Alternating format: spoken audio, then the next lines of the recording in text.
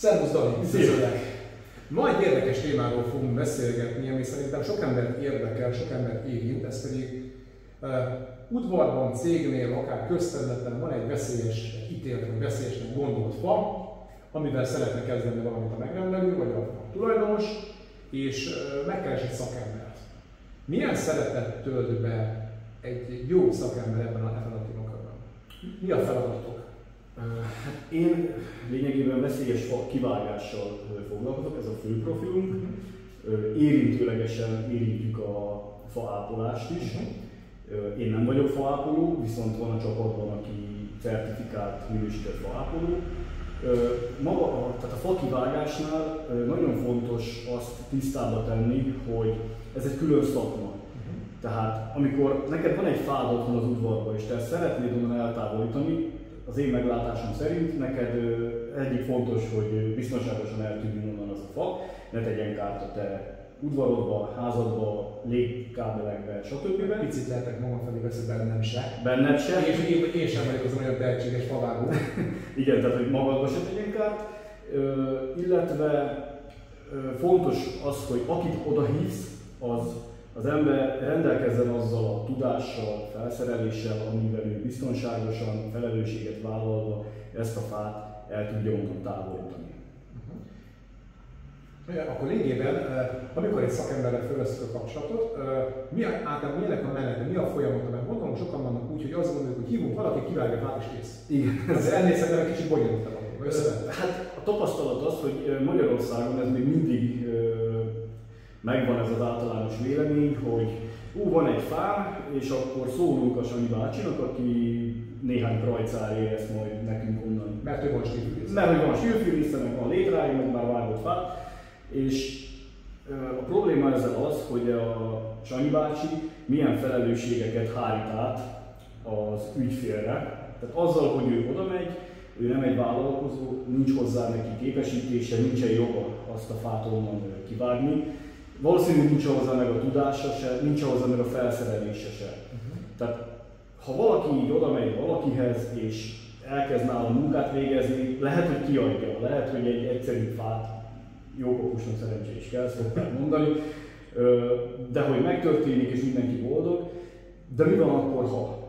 Tehát sajnos sok olyan esetet látunk, amikor ebből baleset van, ne egy Isten haláleset, sérül valami, ne is egy emberi sérülésről beszéljünk, összetörik a háztető, kárt tesz a kerítésbe, leszaggat egy légkábelt, akkor ott azért gyorsan jönnek a költségek, tehát milliós nagyságrendű is lehet egy légkábelcsere, egy tetőcseréről beszélünk, tehát azért az ilyen több milliós sztori.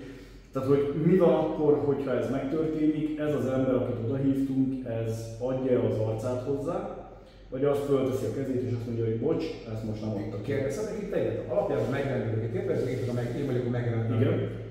Alapesetben én gondolom az én felelősségem az, hogy kit hívtam oda, akinek engedtem, hogy ezt a munkát megcsinálja. Tehát amikor bármiféle eset van, imént általában felsorolt esetek közül bármi, alapszinten jog szempontjából engem még megrendelő terhel a felelősség. Abszolút.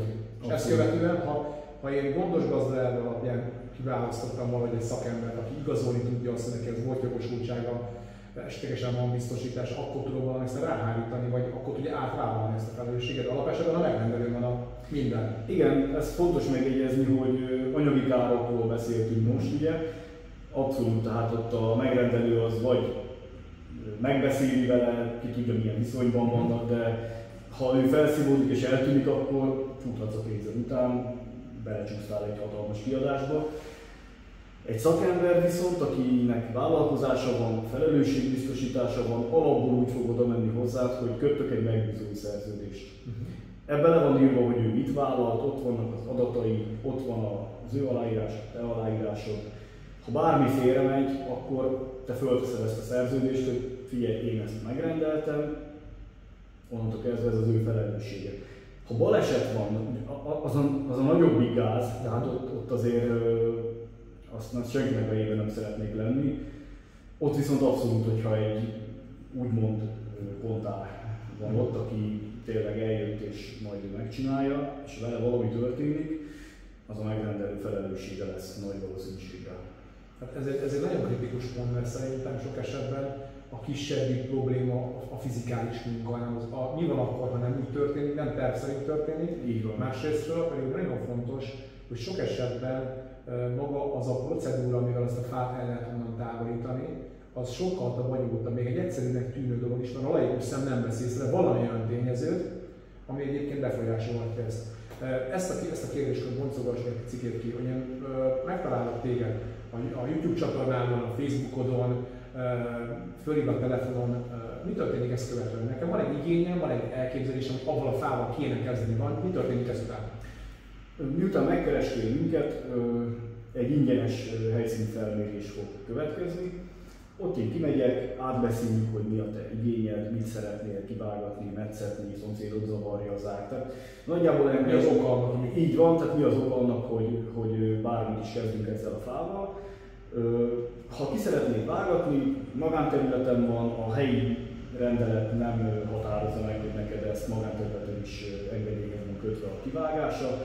Adunk egy árajánlatot rá, átbeszéljük, hogy mik az igényeink, szeretnék, hogy ledaráljuk, szeretnék, hogy elszállítsuk, vagy csak tegyük le a földre. Tehát nagyon sok ilyen esedékes dolog van. És hogyha ez megvan, megegyezünk, kijelölünk egy időpontot és elvégezzük a munkát. Tehát nagyon fontos ilyen szempontból, akkor lényegében nem az van, hogy nekem kell kitalálni, mit kell csinálni vele, meg mit lehet csinálni vele, és pont itt jön a szakembernek a szerepe és felelőssége, hogy hogyan miként tud olyan ajánlatokat tenni, amivel azt a problémát jól elkezelni.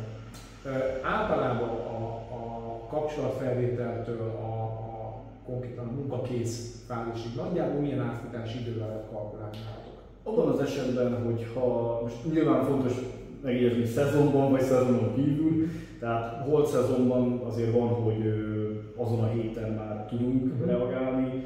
Amikor nagyon szezon van, akkor azért egy hónapra előre meg tudjuk beszélni azért a dolgokat.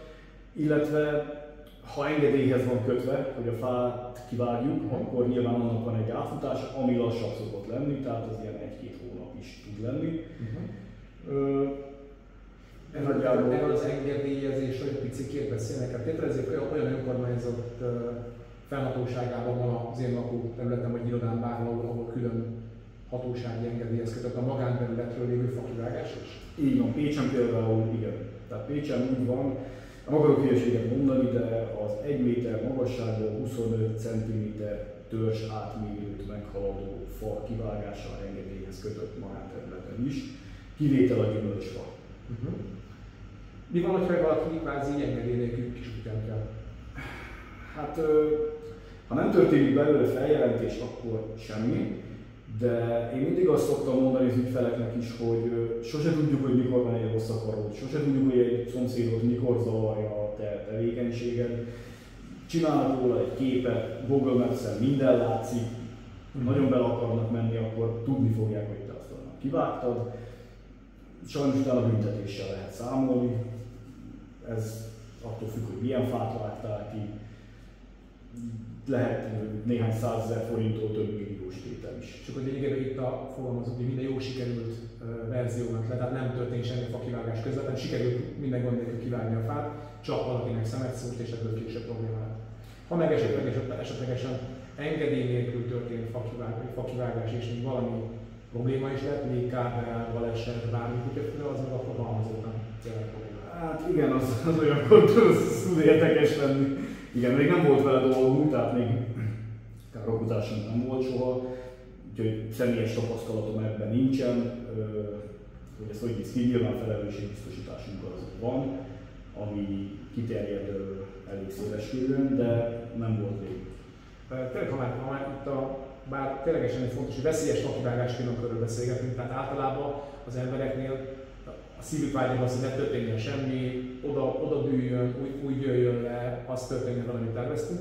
De mik a tipikusan elkövetett hibák, ami különböző problémákat vezetett? Mikkel találkoztatok, mikről hallottatok?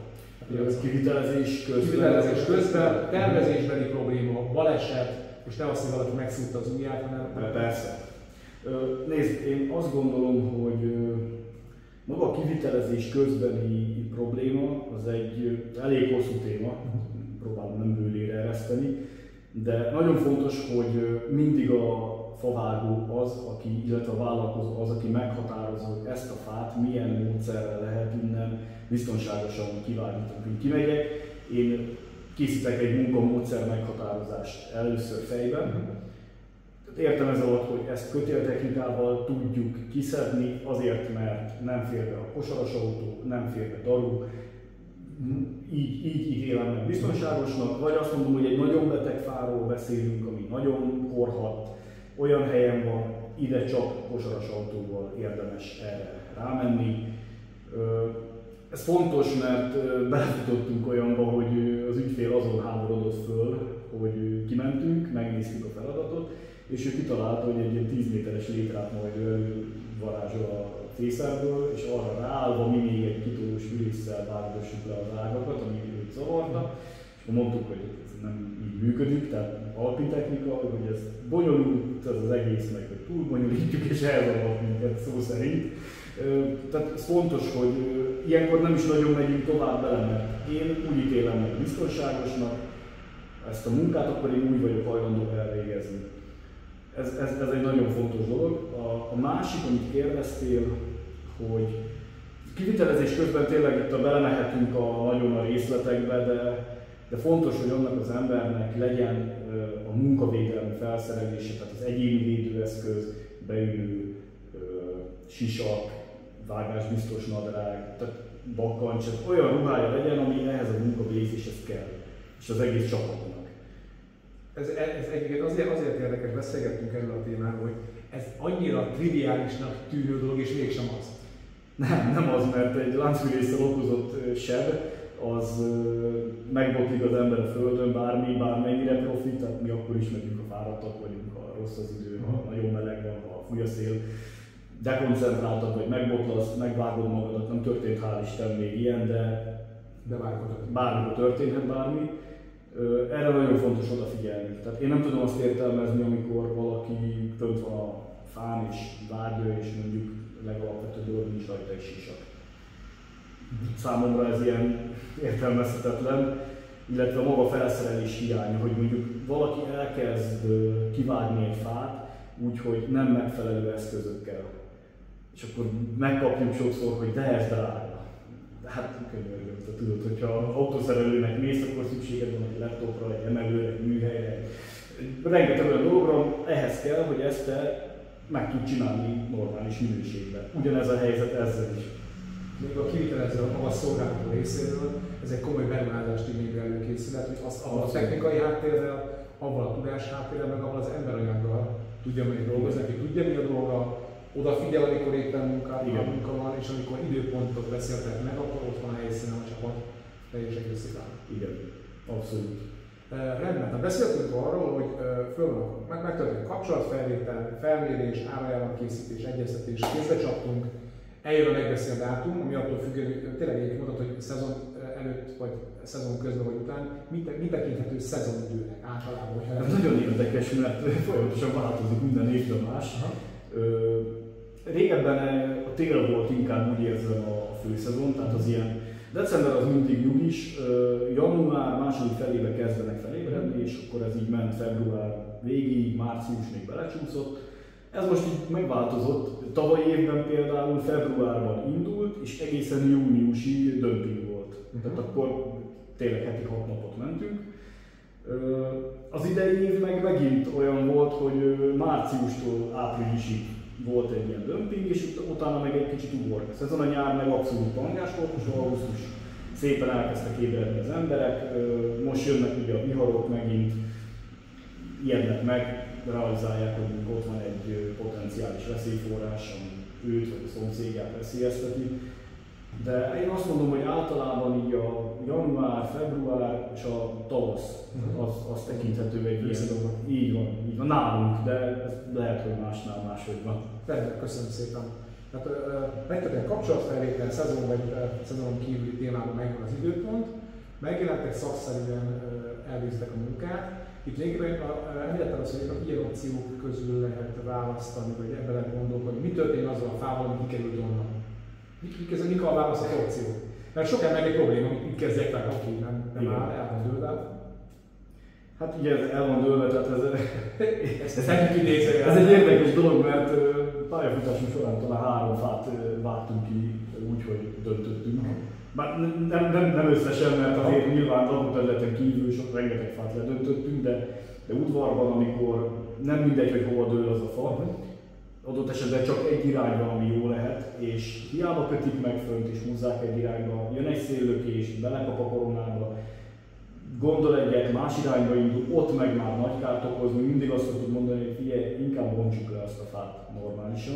Tehát ez lényegében úgy történik, hogy lebontjuk a koronát, és utána a törzset visszadaraboljuk, és onnantól kezdve a koronának a lebontott részei, az árak, ugye ami hatalmas rendetlenséget csinálja, azokat vagy ledaráljuk, és gyakorlatilag mulcs lesz belőle, amit el tudunk szállítani, adott esetben ott is tudunk hagyni, ezért nagyon sokan szeretik ezt az opciót, hogy ott hagyjuk, és elteríti a növényei alá, tápanyag lesz belőle, komposztálódik ugye adott pár év múlva. Maga a törzsrész, ugye, ami a vastagabb rész, az meg jellemzően tűzifa minőség. Azt összevágjuk az ügyfélnek, hogyha ő fával fűt, összevágjuk egy tűzifa méretbe, összerakjuk és ott hagyjuk. Tehát nagyjából ezekben el is tudjuk szállítani az egészet. Tehát ilyen szempontból megvan arra a lehetőség, hogy a különböző opciókból kiválasz a számra legszimpatikusabb. Abszolút, ez egy olyan teljesen személyre szabottan adunk. Tehát mindig azt mondom, hogy nem tudunk egy árat mondani látatlanban, mert neked más az igényed, neki más az igénye. Én neked adok egy árajánlatot arra, amit te szeretnél, azon a helyen, arra a fára, avval a személyzettel, a technikával. Értem. Rendben, nagyjából akkor kezd számomra a laikus számára is így tisztulni a kép. Ugye egyrésztről, amikor összehasonlítok árat árral, nagyon nem mindegy, hogy a mögötte lévő felelősséggel mit kezdenek, szóba került egyáltalán a felelősség kérdése kivitelező oldalról vagy sem. Igen. Másrésztről lényegesen kisebb az árbeli különbözet az okozott vagy okozható károk vagy problémák nagyságához képest. Nézd, mindenhol föléphetnek problémák, tehát akár csak egy kötél elszakad véletlenül, tehát egy anyagfáradás, vagy egy olyan nem látható dolog, amire nincsen hatásunk. Bármi előfordulhat, én ezt mindig meg szoktam érteni, nem vagyunk szupermenek, tehát bármikor bármi történhet. Mi arra törekszünk, hogy ennek az esélyét a minimálisra csökkentsük, azáltal, hogy megfelelő végzettségeket szereztünk, utánképzésekre járunk folyamatosan. Próbáljuk magunkat napra készen tartani ebben a szakmában, ugye nagyon dinamikusan fejlődnek az eszközök, a bármiféle olyan lehetőségek.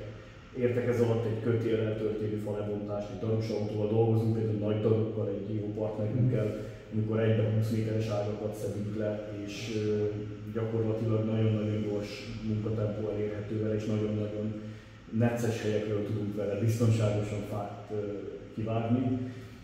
Tehát ez egy fontos dolog, hogy amikor találkozik valaki egy árral, hogy mi van mögötte.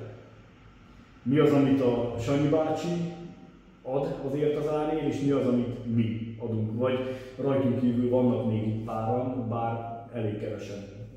De bízom benne, hogy ez fejlődni fog. Okés. Akkor lényegében magában a folyamatban elértünk addig a pontig, hogy megrendelőként jó tisztában lenni, hogy milyen felelősségem van egy fakivágás kapcsán nekem, attól függően, hogy milyen szakértőt vagy épp nem szakértőt választok. Nagyjából abból is arról is beszélgettünk, hogy milyen folyamaton keresztül nagyjából milyen árfutásokkal lehet kalkulálni azzal, hogy valaki ezt szeretné megoldani otthon, vagy a cégénél, vagy a önkormányzatnál. Beszéltünk arról, hogy mennyire befolyásoló tényező az, hogy milyen végzettséggel, milyen tudásanyaggal, milyen eszközös háttérrel valósítunk meg mindezt. Nagyjából árkülönbözet kapcsán maradjunk, hogy a Józsi bácsi volt a példa? Nem, a Sanyi bácsi volt a példa. A Sanyi bácsi is fakados, minden felelősséget áthárít a megrendelőre, lesz úgy, ahogy lesz szintől. Egy profi szakmunka közti különbség nagyságrendileg hol tud lenni? Ez jó kérdés, mert régen ez azért, amikor én ezt az egészet elkezdtem, nem volt annyira jellemző ez a szakma. Tehát volt minden faluban valaki, aki már csinálgatott ilyeneket, és ismerték az emberek, ha bármi olyan volt, akkor szóltak. ennek az embernek, és tök fura volt, hogy valaki elkezdett így fát vágni, nem volt ennek. Most viszont valahogy, mint a divat lett volna ez az egész, és nagyon-nagyon sokan vannak, akik hirdetik magukat, hogy ők, de ránézek egy ilyen hirdetésre, tudod, és látom azt, amit nem szeretnék látni. Tehát egy képről is tudod, hogy mászik a csókokon a fenyőfán, nincs rajta sisak, nincs egy földig érő kötele neki a fenyőfán állva, amire kitérhetünk, de hosszú téma. De hogy én látom azokat a hibákat, hogy mit vannak, és ebből rengeteg van. És az, hogy ők milyen áron dolgoznak, mert a régen a Sanyi bácsi az lehet, hogy tényleg borér, vagy 2 krajcárért elment és megcsinálta, de volt, hogy belefutottunk olyanba, hogy ilyen 20 meg 30 ezer forint különbség volt a kettőnk ajánlata között, és nagyon furcsa volt ezt így nekem látni, hogy ők oda pozícionálják magukat, mint hogyha ők ott lennének, de nincs meg az a mögöttes tudás, nincs az a felszerelés, nincs az a felelősségvállalás az egész mögött. Ami mi az lényében nekem megelők egy problémám. Igen. Vagy pedig pont a gondtalanságomat vettem meg a valami minimális átkülönbségre, amivel szakembert intézek. Rendben van. Úgy gondolom, hogy szerintem az első videónak ilyen szempontból talán a végére értünk, de akinek szimpatikus a téma, az kövesse a csatornát, mert szerintem sok olyan témába fogunk belemenni részletében még, amiről érdemes beszélni. Például technikai háttér. Legvadabb kalandok. Ami még fontos és izgalmas téma lehet ilyen szempontból, hogy miket tapasztaltok, mi a különbség, mikor közület önkormányzat keres meg benneteket, amikor egy cég, vállalkozás keres meg, vagy magánember keres meg benneteket. Milyen érdekes témák lehetnek, még külön-külön is videóban talán kifejtők?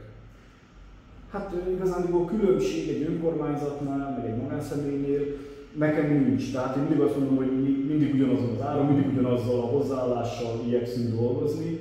Legyen az egy magánszemély, legyen az egy kis nyugdíjas nénike, legyen az egy nagyvállalkozó, legyen az egy önkormányzat, ugyanazokkal a paraméterek. Nekem ugyanannyiba kerül azt a fát kivágnom, mint hogyha abba az udvarban vagy ott lenne. Úgyhogy én itt nagyon különbséget, maximum a papírmunkában lehet különbség, szerződések, utalás, átfutási idő, de nagyon fizikai az ügyfél. Az ügyfél, igen, tehát mi nem teszünk különbséget nagyon ügyfelek között. Hát lényegében a technikai háttér, azt mondta, hogy a technikai hátteret mondtad, az egy érdekes és hosszabb témakör, arról szeretek is beszélni. Lehetséges külön videóban? Lehet. Akkor kedves feliratkozók, figyeljetek, mert a technikai háttérről a különböző módszerekkel külön videók is lesz. Keresetek meg minket a leírásban. Beszéltünk ilyen, a célcsoportokról beszéltünk a technikai a legvadabb sztorikról, de a legvadabb sztorikról szerintem tegyük majd külön videóba. Jó. Legyen miért megnézni minket a következő alkalommal is. Jó, Udvarász Dani veszélyes fakitermeléssel foglalkozó vállalkozásának elérhetőséget megtaláljátok majd a leírásban. És ami nagyon fontos, nem csak konkrét megrendelések kapcsán, hanem amennyire úgy gondoljátok, hogy van vagy lenne olyan jellegű fa vagy projekt, ami kapcsán érdemes lenne kikérni szakember véleményét, javaslom beszéltek Danival, mert lehet, hogy azt fogja mondani, hogy figyelj, engedjétek el, csak magatoknak termeljétek a problémát, viszont a ténylegesen nagyon jellegű szituációkkal pedig profik ezeknek kerül a munka. Kövessetek be minket, Udvarász Dani, veszélyes fakivágás.